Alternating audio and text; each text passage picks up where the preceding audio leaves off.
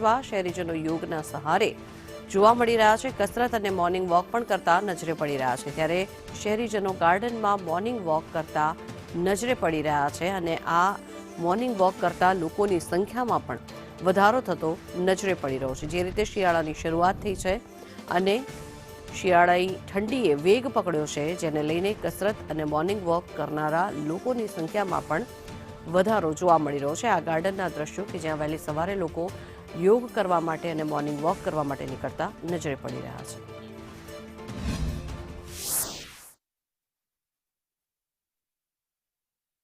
ચમકારો વધ્યો છે। મોટાભાગના જિલ્લાઓની અંદર તાપમાનનો પારો છે કે જે 15 ડિગ્રીથી નીચે નોંધાઈ રહ્યો છે।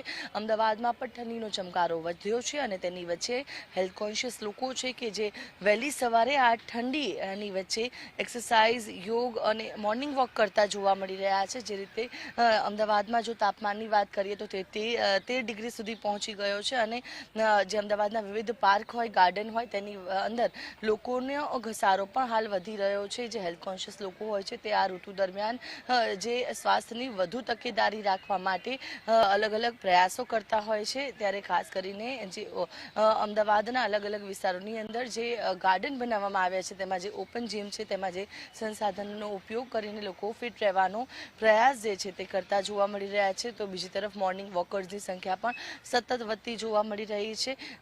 જે રીતે લોકો છે કે ઠંડીની ઋતુની અંદર જે શ્વાસની તકેદારી રાખીને આખું વર્ષ જે છે તે નિરોગી રહે છે તેવું માન્યતા તેઓ ધરાવે છે અને આ ઠંડીના ચમકારાની વચ્ચે લોકોનો સતત અવિરત પ્રવાહ આ પ્રકારે અમદાવાદના અલગ અલગ પાર્ક હોય, ગાર્ડન હોય તેની અંદર જોવા મળી રહ્યો છે।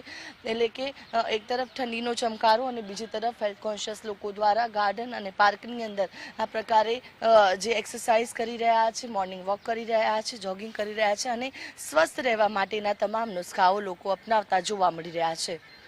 કેમેરા પર્સન મનીષ વાણિયા સાથે આયુષી યાજ્ઞિક, સંદેશ ન્યૂઝ, અમદાવાદ। તો નવેમ્બર પોતાના